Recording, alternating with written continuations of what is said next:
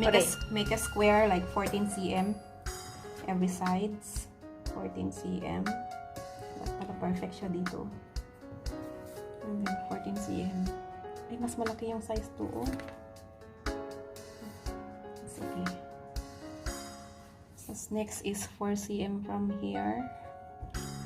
4 cm from this point going to this point. Tapos from here going to, from that point going here 10 cm. Tapos make 4 cm din dito para pareho sila ng pantay. Then straight, make a straight line. Straight line. Tapos from here going to the side 1 cm. 1 cm nga. 1 cm.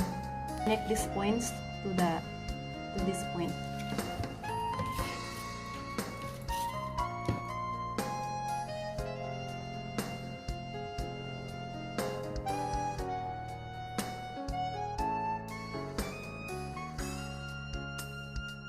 So, ilagay lang natin dyan. Tapos, I'm using my washable marker. Ito, okay lang to kasi washable naman siya.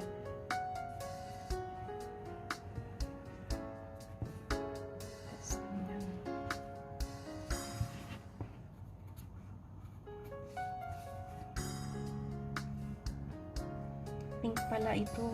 Magkakulay sila. Makikita ko naman. Visible naman siya sa akin.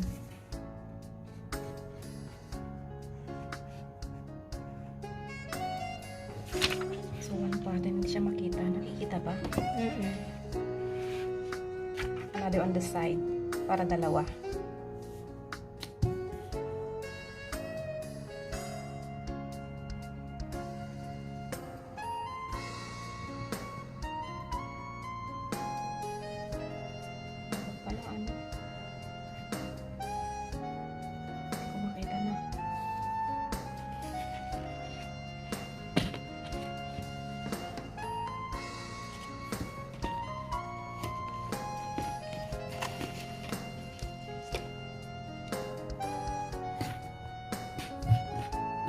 So, ito yung inner.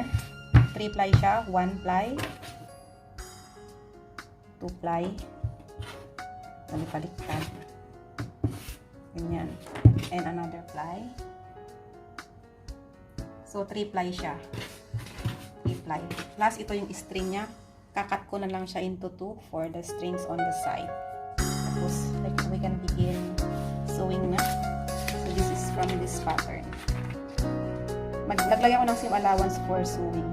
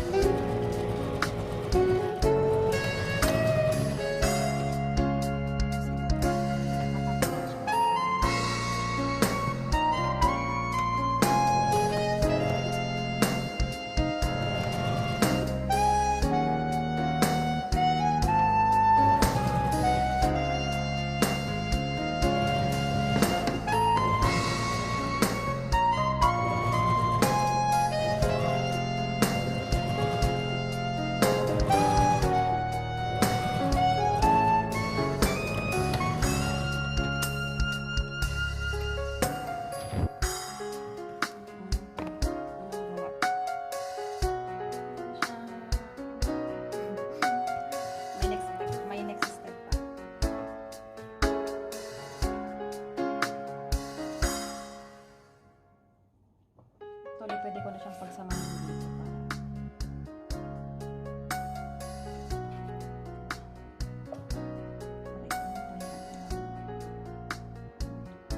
Madulas yung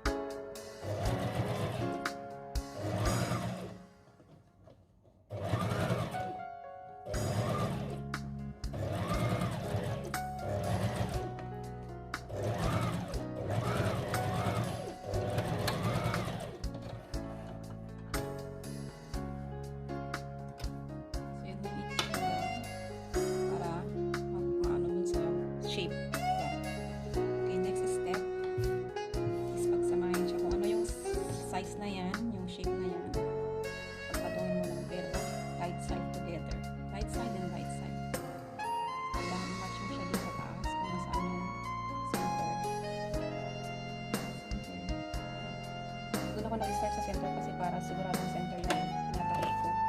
Hindi siya mawawala sa line.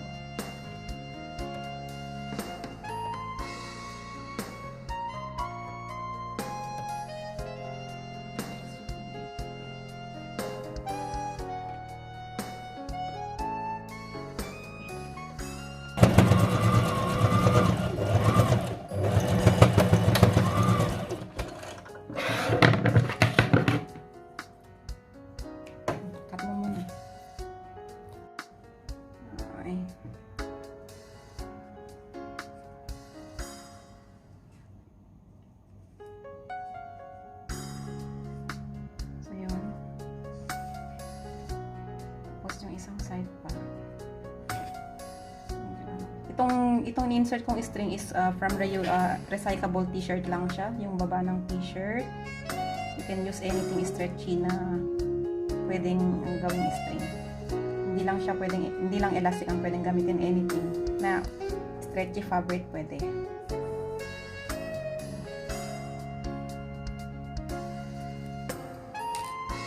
Then I need to find your fitting.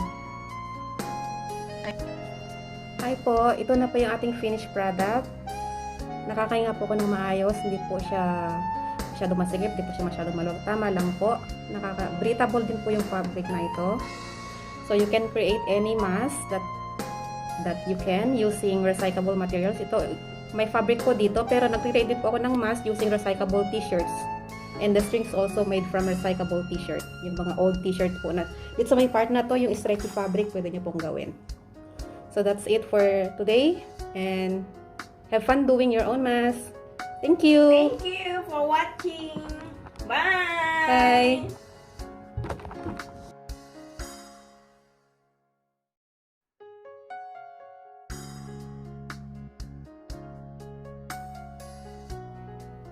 And guys, so tapos na. Thank you so much for watching. So, ayan, ginagamit ko pa rin ang glue, yung surgical mask kung lumalabas ako. At pinapatong ko lang yung mga cloth na mask ko. Ayan. Breathable naman siya. So, ganyan. Sabi nga, prevention better than cure. Ayan. So, ganyan lang guys. So, keep safe everyone. So, thank you so much for watching again. Kung hindi pa kayo nakasubscribe sa channel ko, please do subscribe to my channel. And thank you so much to you. Shout out to you, my dear friends, Lawrence Talaro, who made my mask. Ayan.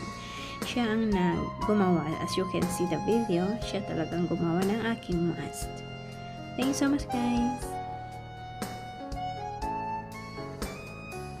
If you would like to make your own mask, may pattern ako dito. Yan. Bye!